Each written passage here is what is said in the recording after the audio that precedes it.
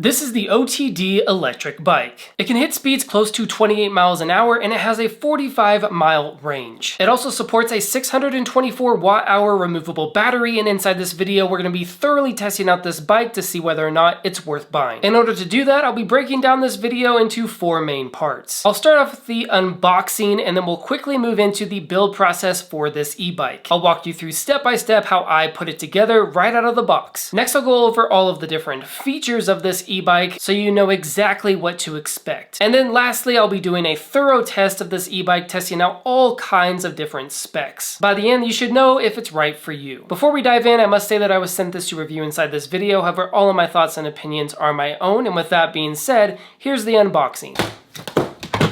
Everything looks nice and neatly packaged inside the box. We'll go ahead and get rid of all this packaging to see what's included. Besides the bike itself, we actually get quite a few different accessories. For example, we have things like a phone holder, some reflectors, a seat post, a kickstand, some pedals, and of course a 54.6 volt 2 amp charger, a headlight, as well as all the tools we need to put this together. The first step in building out this e-bike is installing the kickstand, which is super simple with 2 screws. Next, I loosened up the cage for the handlebar and installed it with the 4 screws. I then had to install the front disc brake, and then after that it was the hardest part of the build, installing the front wheel. I lined it up with the fork and then installed the quick release bar. It was fairly straightforward, but this part definitely took the longest. Following that, I installed the front headlight as well as the fenders, and then from there, I finished up with the easiest parts of the install, and that was putting on the seat post and screwing on the pedals. And this was the final result. When it comes to features, we have a 500 watt rear hub motor, mechanical disc brakes, a lockable and removable 13 amp hour battery, and being that our charger is 2 amp hours, expect about 6 to 7 hours of charge time. Moving up to the handlebars, we have, of course, your mechanical disc brakes. Then we have our tiny little control panel here. On the right, we have battery percentage in increments of 20%. Down here we have your total mileage. Right here is going to be your speed, and that's going to be your pedal assist. So if you press on this button here, pedal assist will go all the way up to 5, and we'll make sure to test out the different speeds for each pedal assist level. Over here we have the Shimano 7 gears. We have our headlight button here, and it produces quite a bright light, plenty bright enough to ride at night. Then we have our horn.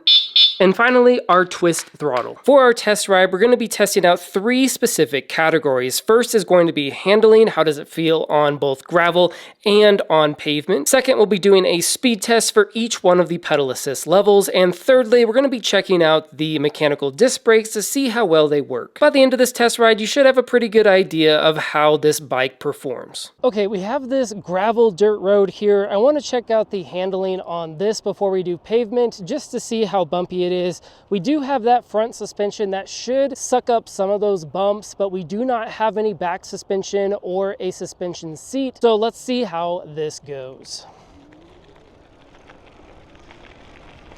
All right, so it's slightly bumpy, but mainly in the back.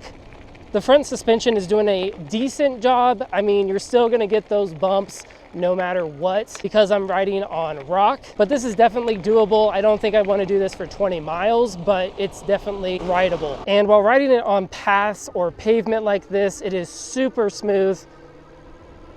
You have those knobby tires and they're doing a pretty good job of keeping this bike relatively smooth, but these are almost perfect ideal conditions, so expect this bike to excel on pavement. Okay, here we are on a straight stretch and we are in pedal assist number 1, and we're also in gear 7, so the highest gear.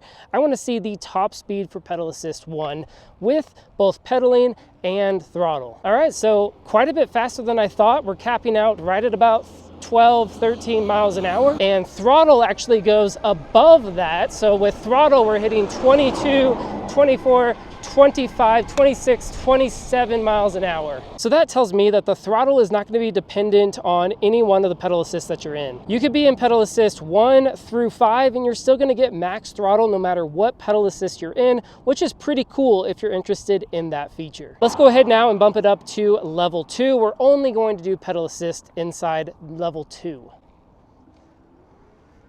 So after about 1.5 rotations, the motor kicks in and it looks like we're stopping right at about 15, 16 miles an hour. So only a few miles per hour faster than 1. Now let's go ahead and test out level 3. We're already reaching speeds that are pretty quick here. 17, 18, 19, 20 miles an hour that we're capping out in level 3. Okay, time for level 4. I'm guessing this will go about 22, 23, but we will see. We are capping out right at about 24 miles per hour in level 4. Last but not least, we're gonna do pedal assist level 5. This should get us to 28 miles per hour, so we shall see. Motor is kicking in here, hitting about 14, 15. Now we're at 20. Let's see if we can get it past 24. I'm pedaling about as fast as I can right now, and we are capping out at 25, 26.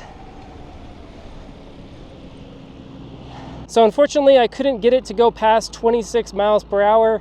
That's going to be the top speed of this e-bike. Now I just want to see how the brakes handle here. These are mechanical disc brakes.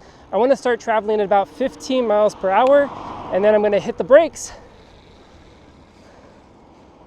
And that took us about 16 feet to come to a complete stop. So not bad for mechanical disc brakes, but they're not going to be on par with hydraulic disc brakes, unfortunately. But for this light of an e-bike, they're perfectly fine. Now, I wasn't able to actually test out the battery because my trip was less than 2 miles, but I would assume that it could hit close to that 45-mile range, especially if you stay in those lower pedal assist levels. Now, when it comes down to it, I can definitely recommend this e-bike. It was zippy, it was fun to ride, it was overall pretty comfortable with that front suspension, and I liked how it had a massive removable battery. So if you're looking for a fast and fun e-bike from Amazon that won't break the bank, then I highly recommend checking out this budget Amazon e-bike by OTD. If you're interested in purchasing this e-bike, I'll go ahead and leave a link down below this video inside the description.